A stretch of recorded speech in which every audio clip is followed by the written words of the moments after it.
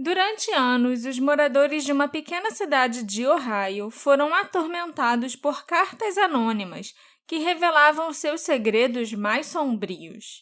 E não foi só tortura psicológica que aconteceu nesse caso, não. Teve uma morte, um atentado e uma prisão que pode ou não ter sido injusta. Vem saber mais sobre as cartas anônimas de Circleville.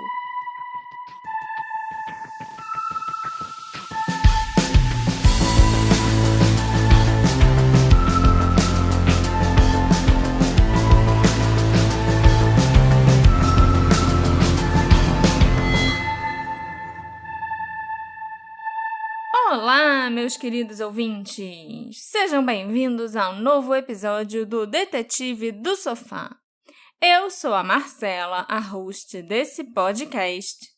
E já que vocês gostaram tanto daquele episódio que a gente fez lá atrás sobre as cartas que chegavam para atormentar os moradores de uma casa, eu resolvi falar de cartas que atormentaram praticamente uma cidade inteira, Alexandre. Verdade, Marcela. Gostaram tanto daquele episódio, que foi o nosso episódio mais ouvido durante um bom tempo. Eu acho que ainda é. Ainda é? Uhum. Acho que gostaram tanto que fizeram uma série ruim sobre isso. A gente tá falando das cartas do The Watcher. Sim. Que foi um episódio mais escutado do Detetive do Sofá. Que tem uma série no Netflix. E a gente gravou um episódio só pros apoiadores comentando a série, né? Já que a expectativa tava grande. Então tá aí nos nossos episódios exclusivos para apoiadores. O que me lembra, Marcela, de falar que esse podcast é um oferecimento desses apoiadores, que puderam escutar esse episódio e puderam ouvir outros episódios antes da hora, puderam participar do nosso grupo lindo, secreto, maravilhoso. Eles trazem aí pra vocês, eles garantem... Assistem nossas gravações uma vez por mês. Eles garantem que esse podcast continue existindo pra todo mundo. Então, se você quiser fazer parte desse grupo lindo, maravilhoso, torne-se um apoiador. Vê lá na orelo.cc/detetive do sofá. Ou faz pelo aplicativo. Você vê lá como faz seu apoiozinho. E aí você vira um apoiadorzinho e fica... E vem morar no meu coração. É. Mas então, Marcela, me fala sobre as cartas de... Circleville. Bom, Circleville, no Ohio, poderia representar praticamente qualquer cidade americana. Fundada no século XVIII, o seu layout circular inspirou o nome da cidade.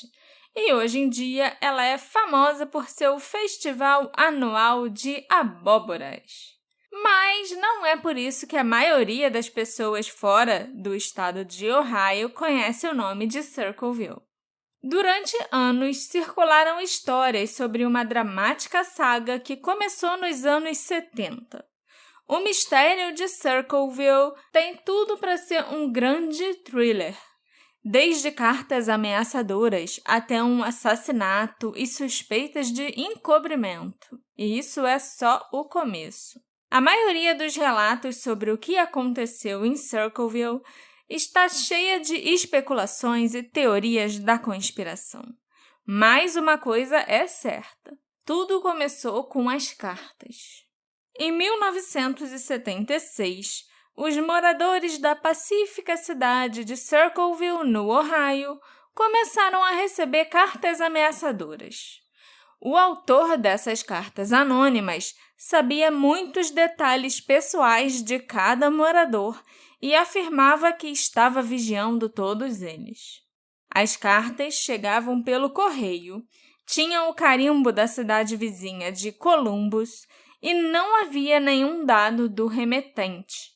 Elas eram assinadas por alguém que se intitulava o escritor de Circleville. Um caso em particular foi a razão pela qual as cartas alcançaram grande interesse e ficaram tão famosas, né? Vieram até para o Detetive do Sofá. A mais perigosa dessas cartas foi enviada a uma motorista de ônibus escolar local, chamada Mary Gillespie, acusando-a de ter um caso com o superintendente escolar chamado Gordon Massey e mandando a Mary encerrar o caso. Se ela não o fizesse, todo mundo ia ficar sabendo. Eu sei onde você mora. Tenho observado sua casa e sei que você tem filhos. Isso não é brincadeira. Por favor, leve isso a sério. A Mary não foi a única a receber cartas perturbadoras, não. Várias outras pessoas em Circleville receberam cartas no mesmo estilo. Muitas dessas cartas contendo detalhes pessoais sobre as suas vidas. Funcionários públicos, jornais, incluindo até o The Dispatch, várias pessoas da cidade e até mesmo algumas pessoas em alguns condados do sul de Ohio, como Gallia e Jackson, receberam cartas.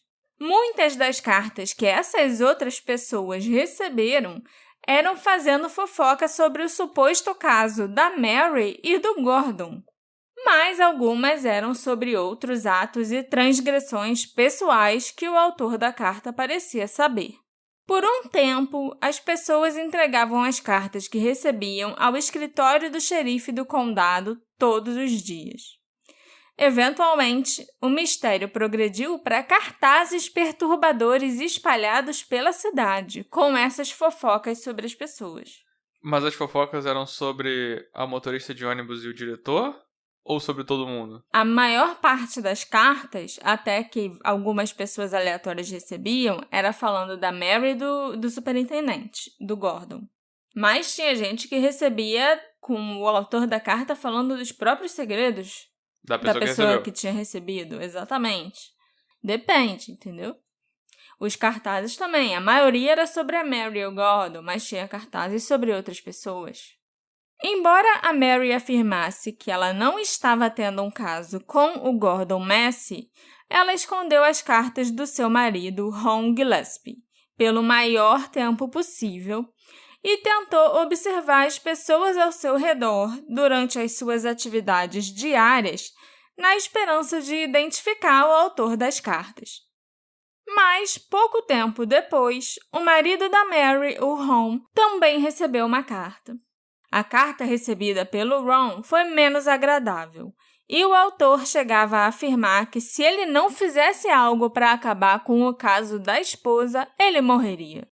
O casal fez o possível para ignorar as ameaças, até que chegou outra carta pior. Ela deixava pouco para a imaginação quanto à seriedade do autor das cartas anônimas. Gillespie, vocês tiveram 2 semanas e não fizeram nada. Admitam a verdade e informem o conselho escolar. Caso contrário, vou transmitir no rádio, em cartazes, pôsteres e outdoors, até que a verdade tenha sido revelada para todos. Agora, mais certos do que nunca de que o autor das cartas era alguém próximo à família Gillespie, Mary e Ron mostraram as cartas para a irmã do Ron, a Karen, e para o marido dela, Paul Fresher. A Mary, então, confessou que ela tinha algumas ideias sobre quem poderia ter escrito as cartas. Ela suspeitava especialmente do William Massey, o filho adolescente do Gordon. O Ron e o Paul, então, escreveram cartas para o suspeito, dizendo que conheciam a identidade dele. Eles enviaram as cartas e, por um tempo, parecia que o plano tinha funcionado e novas cartas pararam de chegar. A vida parecia estar voltando ao normal, até que, em uma tarde de agosto de 77, os horrores recomeçaram e as consequências foram muito mais sérias. Dessa vez, uma carta não foi o motivo do problema, e sim um telefonema. Em 19 de agosto de 77, quando a Mary estava viajando com a cunhada para a Flórida, o Ron atendeu o telefone de casa e falou com a pessoa que ele acreditava estar por trás das cartas bizarras. Logo após essa ligação, o Ron saiu de casa completamente enfurecido e armado, dizendo para os filhos pequenos que ia acabar com isso de uma vez por todas. Muitos acreditam que ele ia confrontar o suposto autor das cartas, mas exatamente o que aconteceu a seguir nunca ficou claro, exceto por uma coisa: o Ron Gillespie nunca voltou para casa. Eita. Ele bateu sua picape em uma árvore e morreu naquela noite. Eita! Parecia um acidente, mas o Ron estava com uma arma. E depois que a perícia a examinou, foi descoberto que a arma tinha sido disparada em algum momento entre ele ter saído de casa e ele ter batido com o carro. Mas a polícia nunca encontrou a bala e nem a cápsula. Outro fator misterioso é que havia muito álcool no sangue do Ron. Um relatório post-mortem afirmou que o nível de álcool no sangue dele era 2 vezes maior do que o limite legal permitido, embora os amigos e familiares afirmassem que o Ron nunca foi de beber e que ele não parecia bêbado quando saiu de casa. Será que alguém tentou tirar a caminhonete do Ron da estrada, fazendo ele disparar em legítima defesa e bater em uma árvore? Alguém forçou álcool em seu sistema para fazer parecer um acidente? Ou o Ron simplesmente foi levado ao desespero, dirigiu embriagado e acabou com a própria vida? Ninguém sabe até hoje, mas todas essas teorias e mais um pouco foram sugeridas. Apesar de existirem fatores que levantassem suspeitas de que a morte poderia ter sido resultado de um crime, o xerife do condado, Dwight Radcliffe, considerou a morte um acidente. A decisão do xerife apenas pareceu enfurecer o autor das cartas, quem quer que fosse. Ele continuou enviando cartas para diversas pessoas na cidade, acusando a Mary Gillespie de ter um caso com o Gordon Massey, deles terem planejado o assassinato do Ron e ainda acusando o xerife Dwight Radcliffe de encobrir os assassinos. Porque se você pensar, o principal interessado em acabar com o caso, que não é o autor da carta, era o marido que morreu. Sim. Então, o autor das cartas perdeu uma pessoa aí relevante no plano dele. Sim, verdade.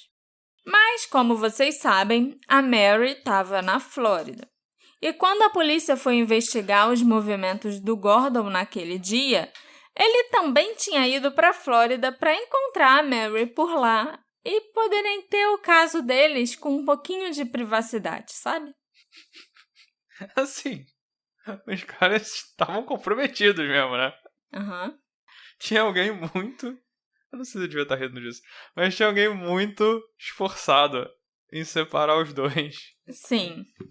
E os dois, a essa altura é tipo de sacanagem, sabe? Eu vou provar que eu não vou fazer o que esses terroristas querem.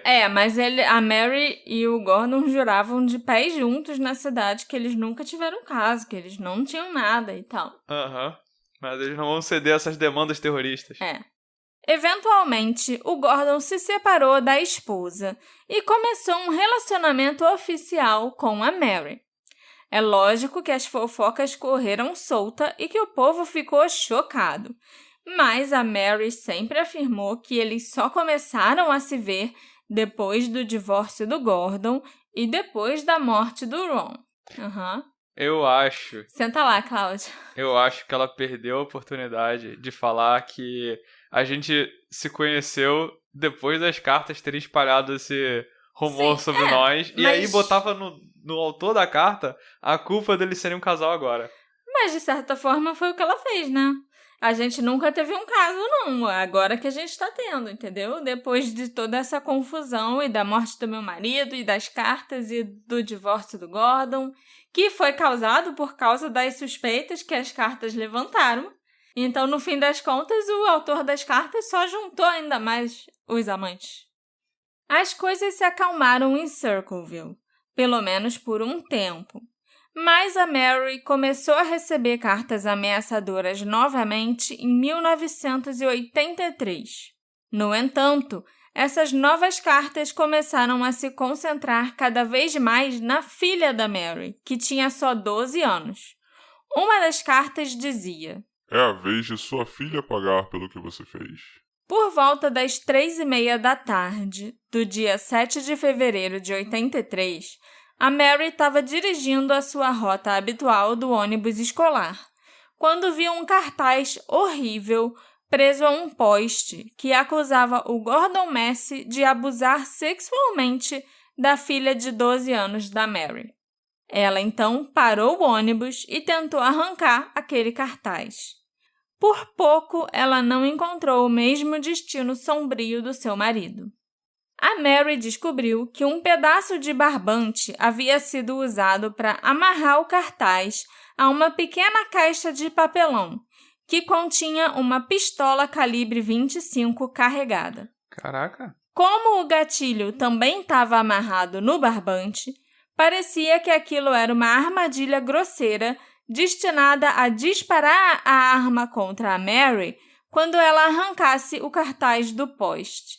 Mas a arma não disparou. Caraca! Quem armou aquilo previu qual seria a reação da Mary. Sabia que ela ia ficar com muita raiva e ia tentar tirar e rasgar aquele cartaz. Felizmente, a armadilha não funcionou bem e a Mary conseguiu chamar a polícia ilesa. Ela reparou na arma? Reparou e levou um susto. Quando a polícia investigou a arma naquela armadilha que quase matou a Mary, eles notaram que o número de série da arma tinha sido raspado. Mas o trabalho foi mal feito e os números ainda eram parcialmente visíveis. Eles conseguiram, então, rastrear o dono daquela arma. Era ninguém menos do que Paul Frasher, o cunhado da Mary e uma das duas únicas pessoas a quem a Mary e o Ron tinham contado sobre as cartas iniciais. O Paul tinha se divorciado recentemente da irmã do falecido Ron, a Karen. Ele ganhou a custódia dos filhos e a casa, e a Karen estava morando num trailer na propriedade da Mary. Quando o Paul foi questionado pelo xerife Dwight, ele afirmou que mantinha sua arma escondida na garagem. Mas, como ele não a usava há bastante tempo, ele não tinha percebido que ela havia sumido. Seria ele o autor dessas cartas o tempo todo? O xerife fez o Paul realizar um teste de caligrafia, no qual ele mostrou para o Paul as cartas ameaçadoras que a Mary tinha recebido e pediu ao Paul que as copiasse o mais fielmente possível. Passou o trabalho de casa pro cara. Foi um teste bizarro. Eu nunca vi isso, sabe? O xerife virou para ele e falou: copia essa letra e o texto dessa carta aqui, entendeu? Não era, escreve alguma coisa para mim com a sua letra normal. Mandou o cara copiar até a letra daquela outra, da carta ameaçadora. É claro que o xerife Dwight achou que a caligrafia era compatível o suficiente. Eu não sei quem é mais burro nessa interação, então. Também não. E usou as amostras de caligrafia e a arma do Paul como prova para acusá-lo de tentativa de homicídio. Ele foi considerado culpado no julgamento e recebeu uma sentença de 7 a 25 anos de prisão. No entanto, havia evidências convincentes para sugerir que o Paul era inocente. Embora o xerife Dwight tenha dito à imprensa que o Paul tinha confessado ter escrito cerca de 40 a 50 cartas ameaçadoras, o Paul negou e disse que se ele realmente fez essa confissão, então por que o xerife não a registrou, já que o xerife tinha um gravador com ele?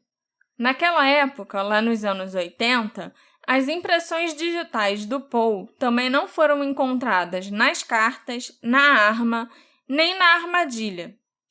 Uma busca na casa do Paul também não resultou em mais evidências para corroborar as acusações, como munição para a arma ou algum material que poderia ter sido usado para criar os cartazes e a armadilha. A Mary testemunhou que logo após o divórcio, a ex-esposa do Paul, Karen, confidenciou a ela que achava que o Paul poderia ter sido o autor das cartas ameaçadoras que ela havia recebido anos antes.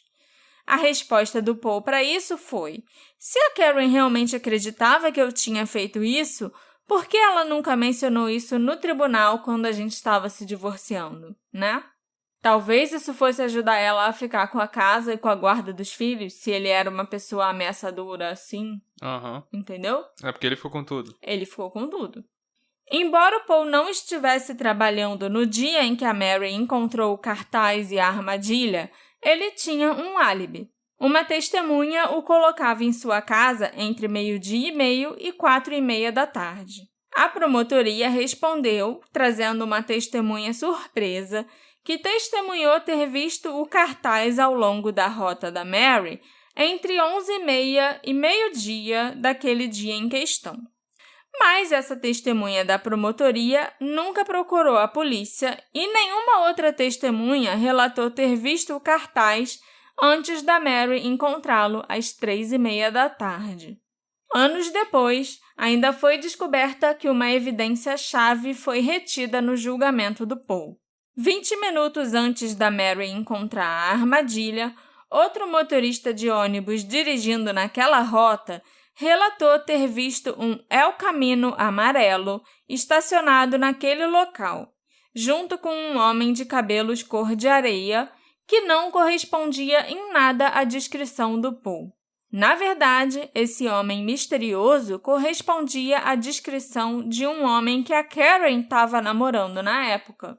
E, embora o Paul não tivesse um El Camino amarelo, nem o namorado da Karen tivesse um El Camino amarelo, o irmão dela possuía um. Também foram encontradas pegadas ali no local onde o cartaz estava pregado que não correspondiam ao tamanho do sapato do Paul. Interessante. Depois que o Paul foi encarcerado numa prisão em Lima, também em Ohio, um monte de cartas ameaçadoras anônimas assinadas pelo escritor de Circleville começaram a ser enviadas para pessoas em todo o centro de Ohio. Embora as cartas continuassem sendo carimbadas de Columbus, que ficava a quase 150 quilômetros de Lima, o xerife Dwight ainda estava convencido de que o Paul estava de algum jeito enviando as cartas de dentro da prisão. Em resposta, o Paul foi colocado em confinamento solitário. Ele teve acesso negado a materiais de escrita e foi constantemente monitorado, mas as cartas continuaram sendo enviadas. Embora o diretor da prisão chegasse a testemunhar afirmando que era impossível para o Paul ter enviado as cartas, ele teve a liberdade condicional negada em sua primeira audiência em dezembro de 1990. Alguns dias depois, foi a vez do próprio Paul receber uma carta anônima zombando dele por isso. Caraca. A carta que ele recebeu dizia: Será que agora você vai acreditar que não vai sair daí? Eu te disse há 2 anos atrás, quando eu armo pra alguém, não há saída. Você não escuta nada? Ninguém deseja te ver livre, ninguém. Você é uma piada, haha.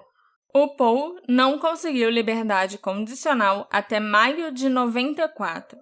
Com o apoio de um jornalista investigativo chamado Martin Yent, o caso das cartas de Circleville foi apresentado no programa Unsolved Mysteries. E, enquanto o programa trabalhava no episódio, na história, os produtores receberam um cartão postal anônimo assinado pelo escritor de Circleville, que dizia: Esqueça Circleville, Ohio. Não faça nada para ferir o xerife Radcliffe. Se você vier para Ohio, seus Elsicles vão pagar. O que é Elsicles? Eu não sei. Eu até tentei procurar para ver se era tipo uma gíria local ou alguma coisa assim, mas eu não sei. É exatamente como estava escrito na carta. If you come to Ohio, your Elsicles are gonna pay. Entendeu? É L em espanhol? É, espanhol. E sickles, porque eu acho que sickle é meio que um xingamento, sabe? Então, eu acho que a pessoa queria xingar, mas não sei porque ela enfiou um espanhol no meio. Vai que é uma coisa da área. Vai que mas ela queria Ohio. Xingar alguém que era latino, a equipe do programa era latina, não sei. Mas deve ser um xingamento. Não, que é um xingamento eu imagino. Só não entendi também por que esse xingamento, sabe? O Paul Fresher tentou limpar o seu nome e ele até escreveu uma carta ao FBI pedindo que eles investigassem a morte do Ron Gillespie. Na carta, o Paul dizia o seguinte: Caro FBI, estou pedindo encarecidamente que vocês se envolvam e investiguem o caso da morte do meu ex-cunhado, porque eu acredito que foi um assassinato e que foi encoberto pelo xerife do condado de Pickaway, aqui no estado de Ohio. Por favor, revisem os anexos que eu envio. Eles confirmam que algo está errado. Sei que o FBI está ocupado. No entanto, se alguém apenas tirar alguns minutos para ler a minha carta e analisar os anexos, vocês verão por si mesmos que tem alguma coisa errada. O xerife em questão é Dwight Radcliffe, do condado de Pickaway, em Circleville, Ohio. Fui mandado para a prisão por causa de uma série de cartas obscenas e ameaçadoras que deixaram o condado em pânico. Eu fiquei preso por 10 anos e meio e as cartas continuaram chegando ininterruptamente. Eu acredito que a maioria dessas cartas obscenas, ameaçadoras e perigosas eram verdadeiras. Estou pedindo que as cartas sejam investigadas e que esse assunto seja definitivamente esclarecido. O nome do meu cunhado era Ronald L. Gillespie, e aqui estão os dados dele. Sinceramente, Paul Larry Fresher. Mas tem uma ironia aí, né? Tem o quê? A ironia dele tá escrevendo uma carta. Ah. Pedindo. Mas como que você vai... A FBI cruza os braços. Você afirma que não escreveu as cartas, mas está aqui mandando mais cartas. Eu sou muito esperto. Mas como que ele ia entrar em contato com a FBI nos anos 90 se não fosse por carta? Não tem o telefone do FBI, né? E assim, ele já tinha pedido várias vezes pra polícia do condado, pra polícia estadual também do Ohio, para investigarem de novo o caso das cartas e a morte do Ron. E, inclusive, se o FBI, que trabalhava em conjunto, os agentes que trabalhavam em conjunto com a polícia estadual, tinham se oferecido para ajudar a investigar esse caso. Mas a polícia estadual falou, não precisa, já tá resolvido, foi esse cara aqui, e acabou, entendeu? Uhum. O Paul Fresher e o jornalista Martin Ant acreditavam que a sua condenação pela tentativa de homicídio tinha sido uma armação orquestrada pela sua ex-esposa vingativa, Karen, em resposta ao divórcio. A Karen era uma das únicas pessoas que sabia que a arma do Paul ficava guardada na garagem, e depois que o Paul foi para a prisão, a Karen recuperou a custódia dos filhos e recuperou a casa. Suspeita-se que a série original de cartas enviadas nos anos 70 foi escrita por um homem chamado David Longberry, um motorista de ônibus escolar que trabalhava com a Mary e que ficou com raiva por ela ter rejeitado seus avanços românticos. Quando ela começou o caso com o superintendente Gordon, isso teria deixado o David com ciúmes. Tipo, ela não quis ter um caso comigo, mas tá tendo um caso com esse superintendente aí. E praticamente todas as cartas iniciais eram falando sobre o caso da Mary com o Gordon. É possível que as cartas tenham diminuído inicialmente porque a Mary e o Gordon Massey interromperam o caso por um tempo. Mas aí o Gordon se divorciou da esposa em 79 e, eventualmente, os dois começaram um relacionamento às claras após o divórcio e a morte do Ron. Então as cartas começaram de novo e ainda se transformaram em placas ou cartazes, sendo colocadas ao longo da rota de ônibus da Mary, a mesma rota que o David fazia. Em 1999, o David se tornou um fugitivo procurado após estuprar uma menina de 11 anos e cometeu suicídio enquanto fugia. Eu acredito que tudo isso começou por ciúme, com um cara que queria ficar com a Mary Gillespie, que rejeitou seus avanços e queria ficar com o Gordon Massey. O colega de trabalho, então, começou a escrever cartas para expressar o seu descontentamento e começou a ameaçar as pessoas, principalmente a Mary e o marido dela, o Ron Gillespie, com a intenção de encerrar o caso ou o casamento da Mary e do Ron. Eu acho que o Ron tomou coragem para enfrentar o David, enfrentar esse cara que ele pode ter reconhecido durante a ligação, e ele acabou morrendo legitimamente por causa de um acidente no caminho. Nunca foi estabelecido o que o interlocutor disse para o Ron no telefone para atraí-lo para fora de casa. Como a Mary estava viajando e o Gordon supostamente a encontraria na Flórida para os dois continuarem o caso, eu me pergunto se o David Longberry aproveitou a oportunidade para finalmente revelar o que estava acontecendo para o Ron. Até esse telefonema, o Ron parecia sempre ter acreditado na Mary quando ela dizia que as alegações sobre ela estar tendo um caso não eram verdadeiras. O único mistério que continua na morte do Ron é em relação à bala disparada pela arma dele. Pelo que a gente sabe, o Ron poderia ter disparado a arma pela janela enquanto dirigia com raiva, ou ele poderia ter disparado acidentalmente quando bateu na árvore. Eu então acho que depois que o Paul e a ex-esposa Karen se divorciaram, no início dos anos 80, ela usou o joguinho do escritor de Circleville de deixar os cartazes, assim como escrever cartas, como uma forma de incriminar o Paul como o autor para se vingar dele por causa de uma amarga disputa de divórcio.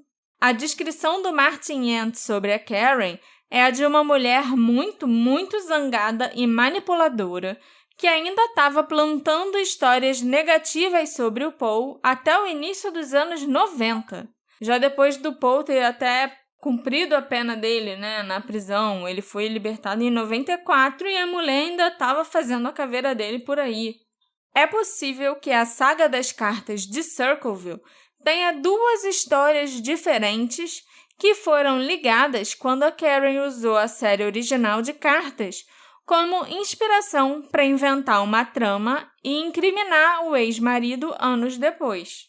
Eu fico em dúvida, na verdade, se a Mary também poderia estar envolvida no esquema para incriminar o Paul, ou se a Karen apenas manipulou a Mary também e a usou como um peão. Se ela não estivesse participando, ela podia ter morrido, né? Sim. Se a suposta armadilha funcionasse, o gatilho ia ser, acionado quando ela arrancasse o cartaz. E aí ela teria morrido. Uhum. Ou a Karen podia ter feito a armadilha mal feita de propósito, só pra assustar. Ou ela queria matar a irmã também, porque valia qualquer coisa pra ferrar com o ex-marido, sei lá. Mas aí era a cunhada dela, que não tinha a ver com o ex-marido. Ela era a irmã do Ron, que já tinha morrido. A Karen, entendeu? Às vezes não seria problema matar ela. Ok. Deve-se notar também que o Paul Freshour morava num condado diferente e trabalhava numa fábrica de cerveja 50 horas por semana. É improvável que ele conhecesse as inúmeras pessoas em Circleville, muito menos que soubesse detalhes íntimos sobre as vidas daquelas pessoas para sair escrevendo nas cartas por aí. Pô, era o que ficou preso, né? A única coisa que não faz sentido para mim, se a Karen ou alguém armou pro Paul, é porque eles continuariam escrevendo cartas quando o Paul já estava na prisão. Isso parece contraprodutivo para incriminar alguém, já que você não quer levantar dúvidas de que a pessoa na prisão é a pessoa que escrevia as cartas, certo? Uhum. O único motivo que eu consigo imaginar é que o Paul poderia obter a liberdade condicional depois de cumprir apenas 7 anos na prisão. Ele era um prisioneiro modelo e provavelmente teria obtido a condicional na primeira audiência em 1990. Mas a circulação das cartas aumentou durante esse período, e como o Paul não admitia ser o autor das cartas, o Conselho da Liberdade Condicional negou o pedido. E sobre o William, o filho adolescente do Gordon Massey, de quem a Mary suspeitou lá no início, em 76, depois de receber as primeiras cartas, ele não tinha nada a ver com essa história toda e o nome dele nunca mais nem aparece no caso. O Paul Freshour morreu em 2012 de ataque cardíaco, mas ele sempre continuou afirmando que ele era inocente e tentando descobrir, ou pelo menos confirmar, quem era o autor das cartas. Suas acusações e teorias da conspiração eram muitas. A mais notável foi o seu ataque ao xerife Dwight Radcliffe, que o Paul alegou ter acobertado vários casos de corrupção ao longo da carreira. Isso incluiu esconder muitas das cartas que as pessoas receberam para encobrir alegações de abuso sexual infantil por um legista do condado e alegações de que o promotor público, o mesmo que processou o Paul, teria engravidado uma professora e a assassinado. Na opinião do Paul, o xerife Dwight estava encobrindo os crimes para diminuir as estatísticas de crime no seu condado e promover a sua carreira. Parece claro que o escritor de Circleville sabia muito sobre o que acontecia na cidade, especialmente no condado. Mary Gillespie e Gordon Massey estavam realmente tendo um caso.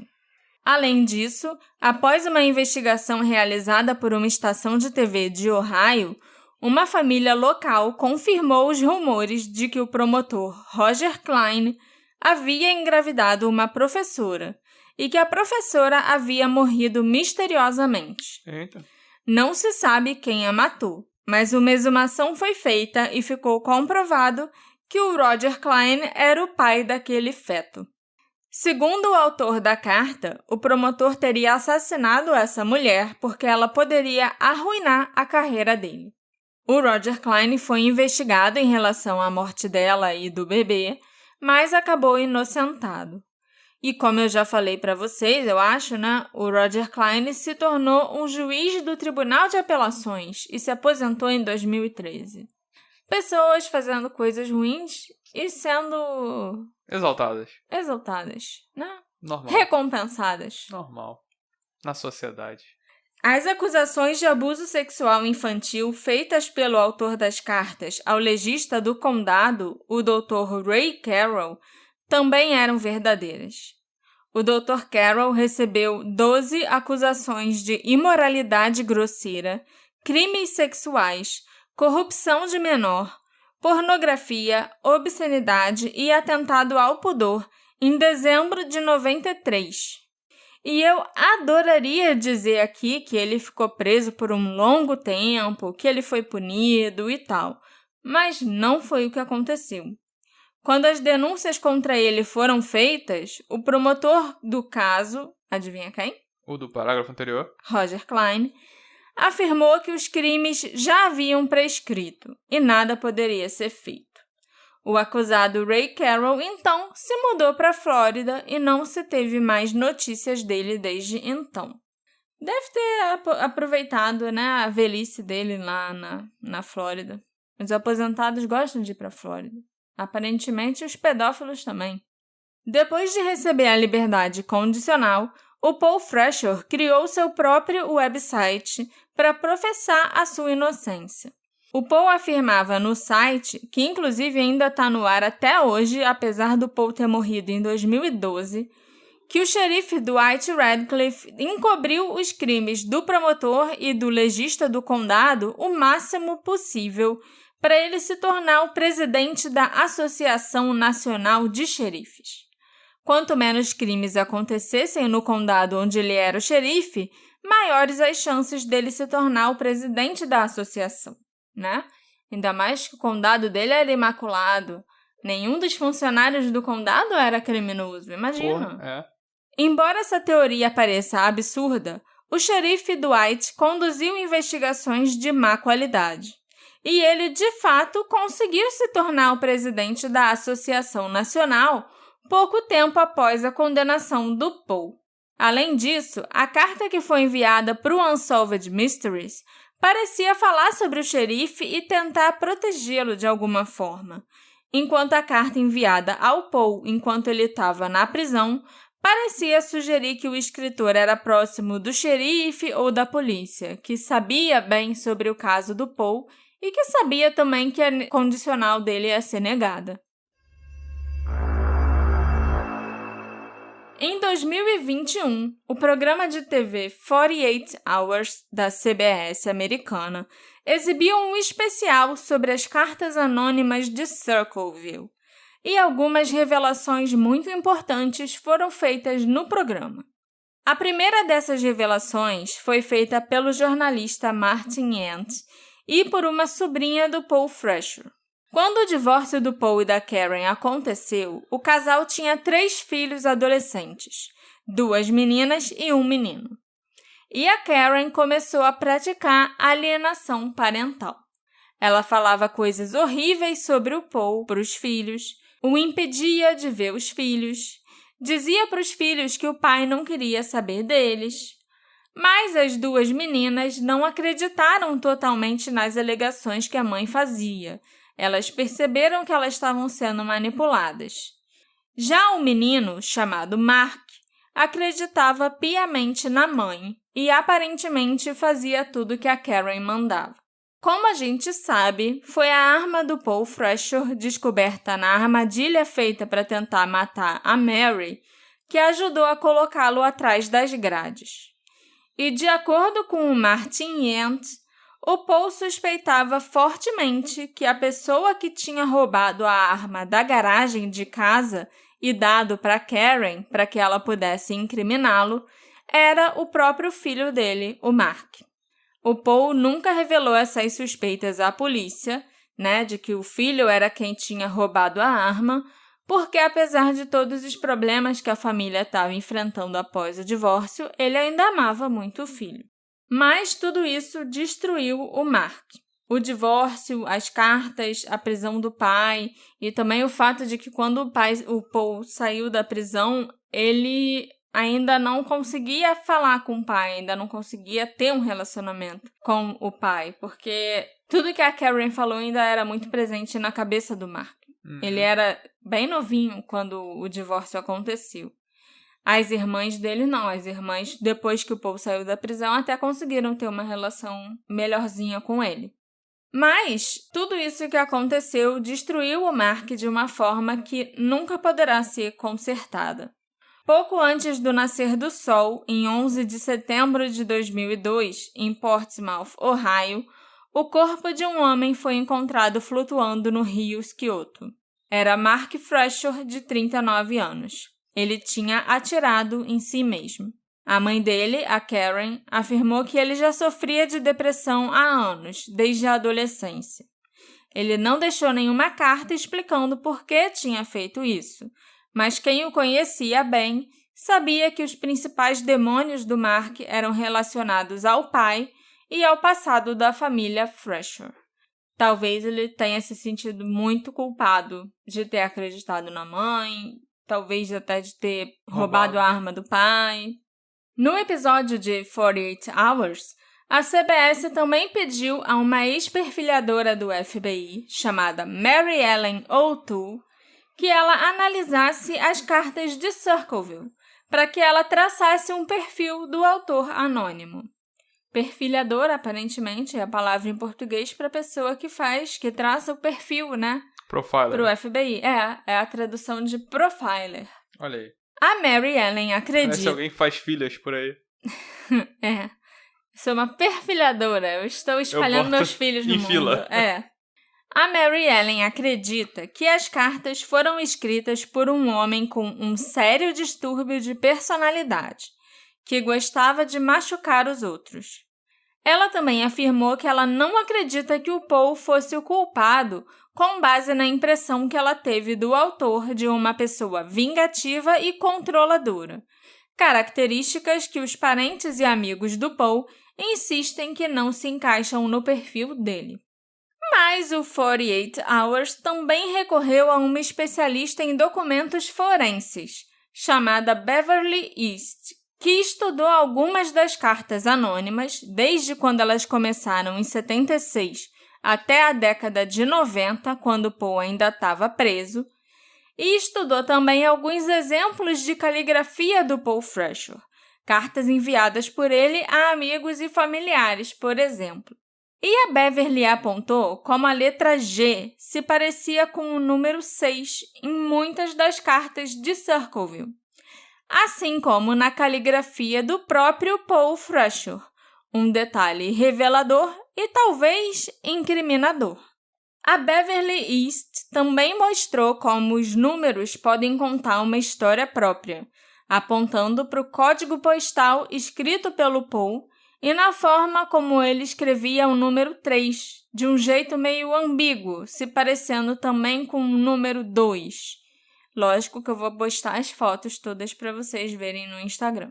Segundo a Beverly East, os números não mentem.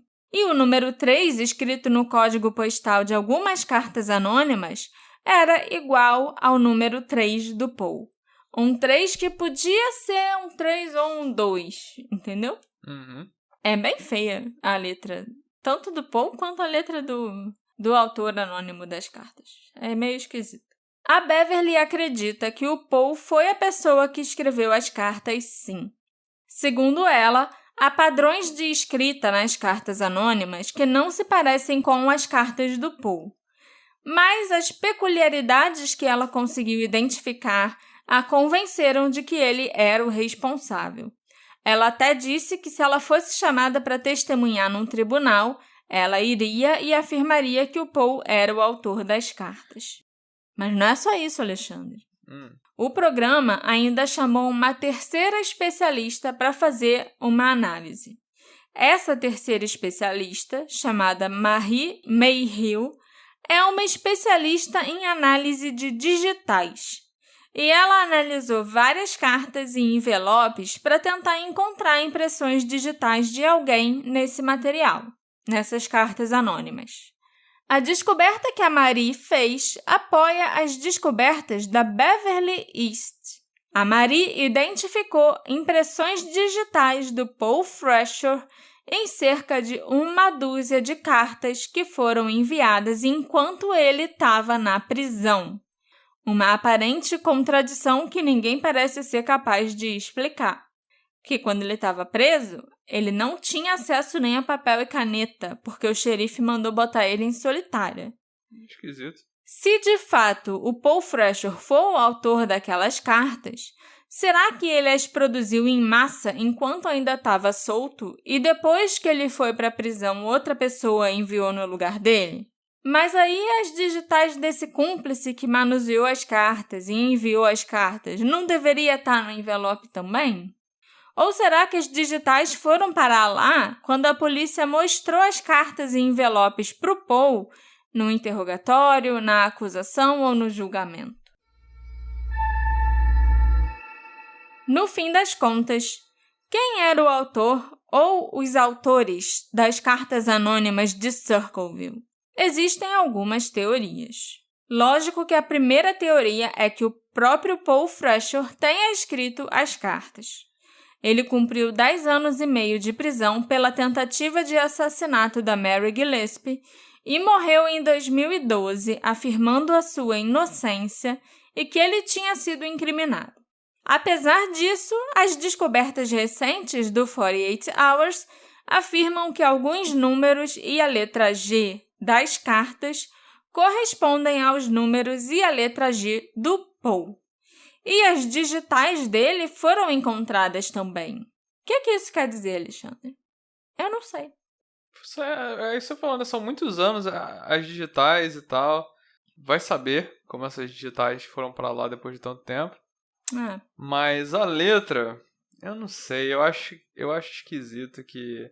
essa uma letra é parecida, sabe? Mas assim, né, tipo, o G de todas as cartas era quase igual.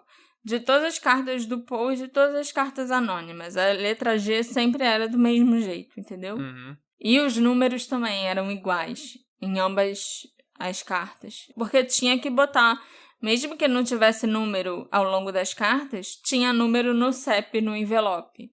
Eu não sei o que pensar. O Paul Fresher morreu em 28 de junho de 2012, aos 70 anos, ainda lutando para provar a inocência. O que resta agora é um retrato inacabado. Seria Paul o homem de família amoroso e bem-sucedido que ele parecia ser? Ou ele era um gênio do crime, cruel e até perigoso? É porque eu acho difícil acreditar que uma pessoa dessa pagou pelo que fez e tal, foi ele mesmo e finalmente saiu da prisão e mesmo assim passou o resto da vida tentando provar pra todo mundo que não era. Eu sei que é possível, ele tava lá por causa de uma tentativa de assassinato, não tava lá pelas cartas também, né? Então, sei lá. Às vezes, se ele foi o cara da carta, talvez ele não tenha sido o cara da armadilha. Entendeu? E aí, e por isso, realmente, vale a pena? Não, eu mandava a carta. Manda a carta, tudo bem, gente. Agora, pô, botar uma armadilha pra matar a mulher é demais. Eu não faria isso, sabe? Eu sou inocente disso. E vale a pena viver sua vida inteira e falar que você é inocente disso. Mas ele falava que ele era inocente das cartas também. É porque aí vai no bolo, né? Ele mandou uma carta pro FBI e eu entrei no site dele, né? Que ainda tá no ar até hoje. E quando você entra no site, dá pra baixar vários arquivos. Tá inclusive o arquivo com todos os anexos que ele mandou pro FBI. Na época ele mandou impresso, mas tá aqui no site como um PDF. E assim, são mais de 100 páginas de coisas que ele foi juntando ao longo dos anos pra tentar provar que ele era inocente. Trabalho. E aí tem outro arquivo que também tem mais umas 30 páginas, sabe? E eu li tudo, mas... as alegações dele fazem muito sentido. Então eu fiquei muito, muito chocada quando descobrimos as digitais dele aqui. Eu acho que é muito trabalho se você acha que você não... que você sabe que no fundo você fez. Fazer um site com 100 páginas que eu não sei o que lá. E eu acho que ele pagou por um domínio eterno, né? Porque até hoje o site tá no ar. Mais de 10 anos depois.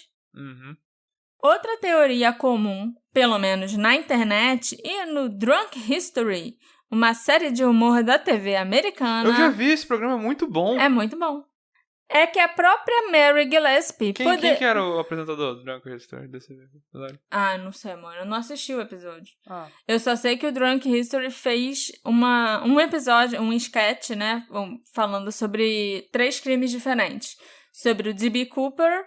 das cartas de Circleville e mais um que agora me fugiu a memória. Se eu tô lembrando bem... E eles, nesse episódio do Drunk History, a solução deles para as cartas anônimas era que a Mary Gillespie era quem tinha enviado as cartas. É porque o Drunk History, a gente tá falando, de vez em quando aparecia pra mim no YouTube, por isso que eu conheço. É um programa em que geralmente tem um ator convidado que ele senta pra contar uma história, geralmente história americana. Os americanos adoram falar sobre a bosta da própria história. E aí, só que eles estão sempre bebendo e a história é mega resumida e mega atrapalhada. Só que a narração dele tá usada e sendo dramatizada por outros atores de comédia. Então fica um negócio muito bom. É bem engraçado. É bem engraçado, uma pena que é isso. É sempre sobre história americana que, puta, que saco aquilo. Esse episódio deve ser legal. Vou procurar. É sobre mistérios, no caso, né? Eu vou procurar, depois que a gente... Mistérios não solucionados. Quem era o D.B. Cooper e quem escreveu as cartas de Circleville. Deve ser interessante. Mas qual era a teoria do Drunk History?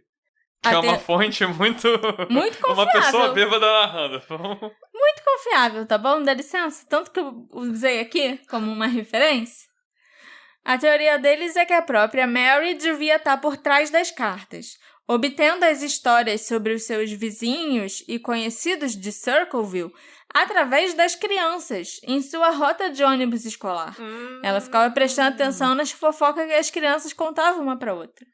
Coisa que estava acontecendo em casa, entendeu? Coisa que as crianças tinham visto ou ouvido falar por aí. Quando você falou que o filho do superintendente era um suspeito, pelo menos ali da família... Eu cheguei a achar que isso tinha cara de ser, assim, os filhos por aí espalhando os segredos dos pais, sabe? Mas como se os filhos fossem... Como se fosse um grande blog de fofoca, um Gossip Girl, na época com carta, que era o que tinha. Isso passou pela minha cabeça. Seria interessante. A Mary também teria roubado a arma do Paul para usar num atentado contra a própria vida para despistar os investigadores. E realmente quase parece que a Mary meio que tinha que estar envolvida nisso de algum jeito, né? Porque como ela sabia que ela devia parar o ônibus e arrancar aquele cartaz que tinha uma armadilha atrás? E ela foi capaz de descobrir a armadilha sem se machucar. Mais tarde foi revelado que a Mary estava sim tendo um caso com o Gordon Massey. E então, o marido dela ainda foi morto? O problema com essa teoria é que os cartazes estavam falando coisas horríveis sobre a filha dela, de 12 anos, né? Então eu acho improvável que ela fosse a autora das cartas e que ela ia prender um cartaz falando que o novo parceiro dela estava estuprando a filha dela de 12 anos. Entende? É exagerado demais pensar que ela chegaria a esse extremo. Aí eu já acho que não. O David Longberry é o terceiro suspeito.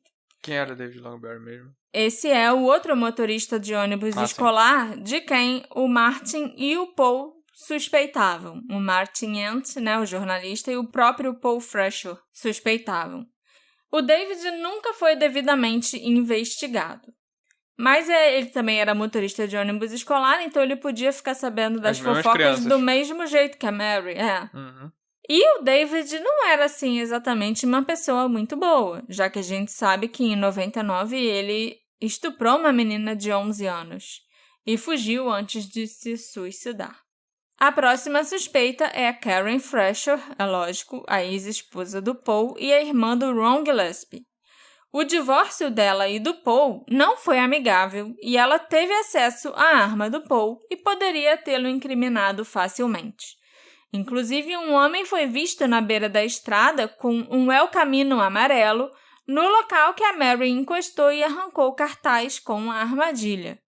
E um homem que a Carrie estava namorando na época parecia com a descrição que foi dada desse cara. Ela também tinha acesso a um veículo semelhante. Também é possível que mais de um desses suspeitos, ou até que outros residentes de Circleville, tenham escrito uma ou algumas das cartas sem ser o autor original.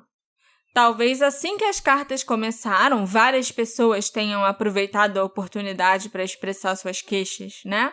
E para acusar os vizinhos. Faria. Ninguém ouviu falar do escritor das cartas anônimas de Circleville desde 1993, quando o Unsolved Mystery sobre esse caso foi ao ar. No que diz respeito à polícia, o caso já está encerrado. Esse episódio foi feito graças à colaboração da nossa querida apoiadora Mabel Sulamita. Eu espero estar falando Mabel do jeito certo. Tá bom, Mabel? Tá bom. Muito obrigada pelo seu apoio, muito obrigada por você ser ouvinte do Detetive do Sofá, e é graças a pessoas lindas, maravilhosas como você que eu consigo tocar esse projeto, né? Sim. Que a gente falar tem de mais cartas que estão chegando por aí. Será que eu vou receber uma carta misteriosa? Será que esse episódio vai ser um dos mais ouvidos, igual o outro episódio sobre cartas? Não sei, vamos descobrir. Se você também quiser fazer parte da nossa comunidade de apoiadores, que eu amo do fundo do coração, acessa lá o Orelo e escolhe, né, qual das categorias é a que faz mais sentido para você. É isso aí. Quem seria capaz de descobrir os segredos sombrios de vários moradores de Circleville e enviar cartas anônimas ameaçadoras para essas pessoas? Qual era o objetivo? Aterrorizar as pessoas e fazê-las confessarem seus segredos? Tinha alguma razão a mais por trás disso tudo, ou o autor só queria ver o circo pegar fogo? A morte do Ron foi só um acidente? Me encontra nas nossas redes sociais, @detetive do sofá, e vem discutir comigo sobre esse caso bizarro e misterioso. A gente se encontra na próxima investigação. Tchau, tchau. Tchau, tchau.